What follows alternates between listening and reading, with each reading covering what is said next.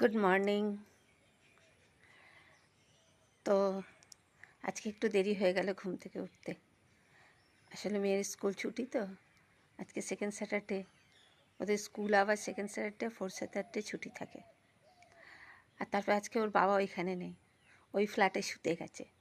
আমাদের এখানে দুটো ফ্ল্যাট, তো বললো আমি ওই ফ্ল্যাটে আজকে শুতে যাবো। যাও। ও বাবাই সকাল সকাল ডাকে, কিন্তু আজকে এখানে নেই বলে আজকে আমাকে ডাকতে হবে ফোন করে। তো সেই জন্য আমারও দেরি হয়ে গেল উঠতে।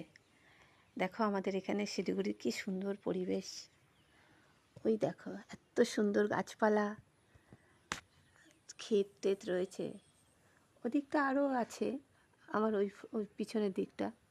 ওই দিকে বাগডোগরা স্টেশন, আর ওই দিকে বাগডোগরা এয়ারপোর্টও আছে। আর ওই দিকেই আমার মেয়ের স্কুল। ওই যে বিল্ডিংগুলো দেখা যাচ্ছে ওই দিকটা, ওইদিকে আছে।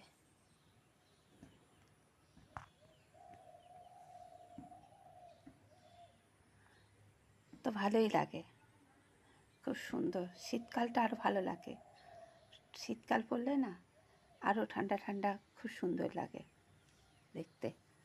অবশ্য আমরাই নতুন এসেছি, আমার 4-5 মাস হলো, এখনও শীতটা দেখিনি। শীতটা এবার দেখব। বহুদিন আগে একবার ডিসেম্বর মাসে এসেছিলাম, তখন মেয়ে অনেক ছোটো ছিল। কিন্তু এবারে এদিকেই থেকে যাওয়ার ইচ্ছা আছে, দেখা যাক।